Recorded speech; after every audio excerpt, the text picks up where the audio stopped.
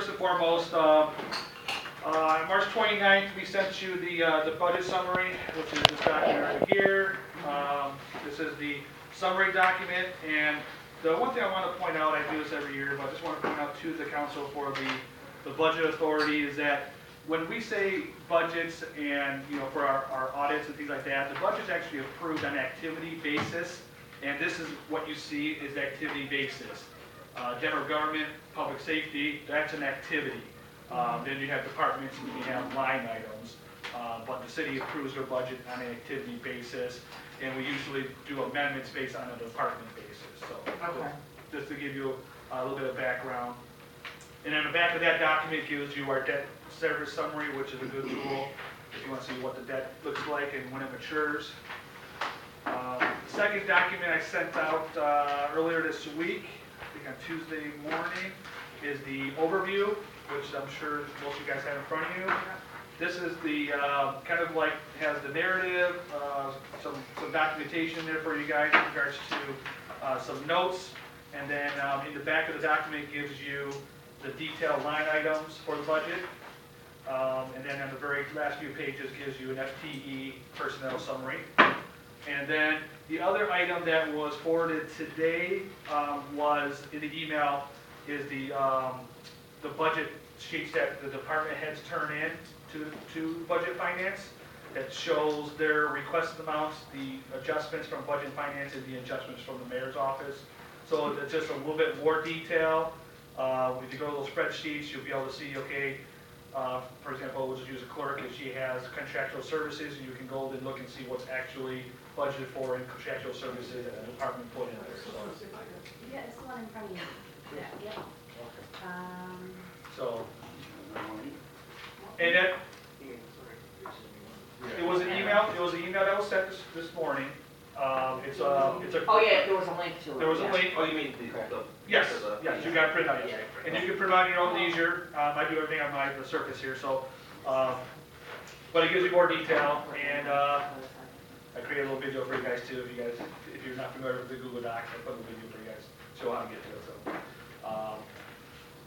So yeah, so basically with all that, that's all the information that was provided, so it should give you guys plenty of detail and plenty of information to ask questions for the departments when they're up. So without further ado then, pretty much I just like to kind of go over, real quick, go over revenue areas and go over my department real quick, and then we'll go to the next department on the agenda. Cindy, are you the next, are you the first department? No, Planning, planning, assessing, and okay. All right, so basically, going with the first revenue source, the tax revenue.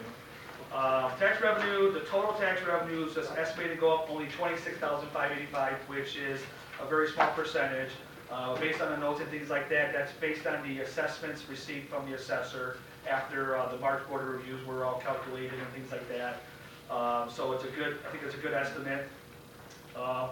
It also includes, besides the general property taxes, it also includes streetlight special assessments, any payment in lieu of taxes that we charge to customarily to our nonprofits, a couple of our apartment complexes, senior housing that we charge to, and one of the newer items that are in there is what is called the LCSA PPT reimbursement, and what that is that there's a couple of personal Where are you at? Yeah. Where you at? Oh, You're just- okay, sorry, you guys are going off pages? Okay, I'm sorry, I'm just going off. Yeah. Okay, so, yeah. I'm behind Joe, I'm still logging in, so. I'm going to have. okay, no so page vote. 22, page 22, sorry. Oh, okay. Page 22. Page behind. 22, tax-related revenue. 22 an overview? That's correct. Got it. Sorry about that. I'll see, let's see. I gotta make sure I get you guys paid. I gotta make sure I get you Sorry, I guys thought paid. budget and finance, but I'm not seeing From it 20 yet. to 22, I'm listening to 21. So everybody else. So you got about it.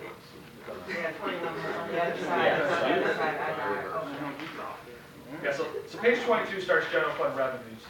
And I was mentioning that, the total of the tax-related department went up 26,000, not a big increase, obviously, but with the assessments and our taxable values being capped with Proposal 8 and Headley, It's it's a very small percentage increase. The other result of it is what I was getting to with the LCSA. That's a newer line item. But what that represents is the LCSA is a local community stabilization authority. And what that represents is that that's a state authority that reimburses cities for the personal property tax exemptions that are related to the small taxpayers and the industrial personal property tax. If you're not aware of it, there is an exemption for small business taxpayers for personal property tax, and then there's a 5-year phase out of the industrial personal property taxes. So what that LCSA line item does is supposed to reimburse the cities for that lost revenue, Okay. but it's not dollar for dollar because there's a pecking order of how that funds get distributed to schools. That's in lieu of actually taxing the office equipment and that like we used to. right? Correct. For our business. Yeah, personal property, correct. Okay. As opposed to the real property land. Yeah. All right. So we're only seeing a $343 difference there That's correct. That's correct. from 52? That's correct. Just basically on the same percentage.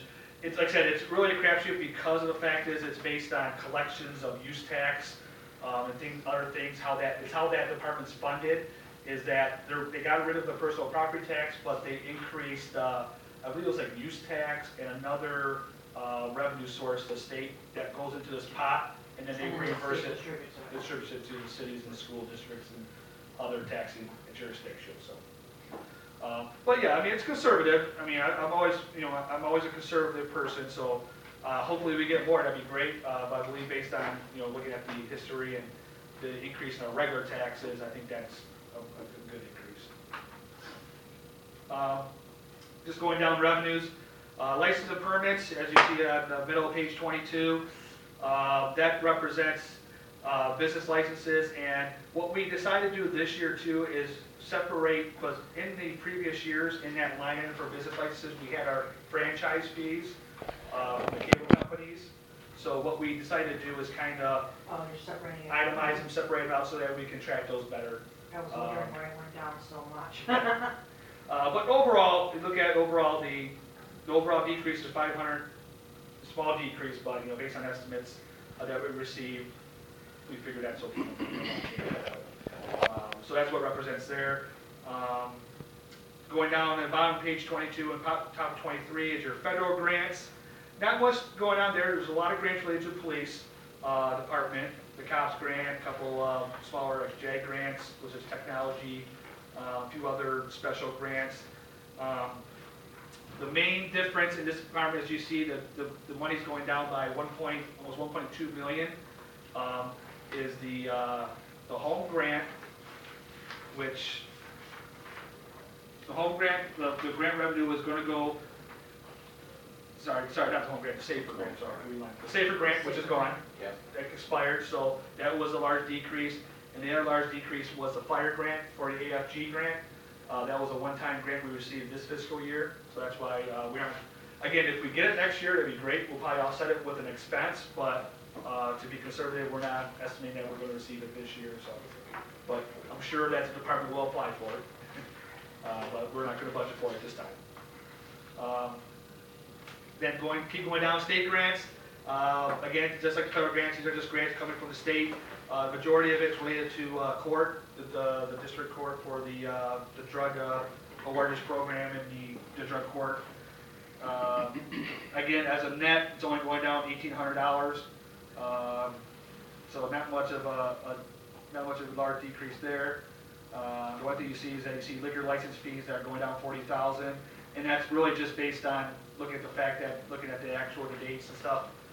The estimate was $40,000, probably was a little bit higher than estimate, so we went down to come up with to be more in line with the trends. So that's what a liquor license goes for roughly? What's that? The 40,000? No, that's how much. No, that's how much we would generate, but we're bringing it down to Oh, the fees, I'm sorry, yeah, okay.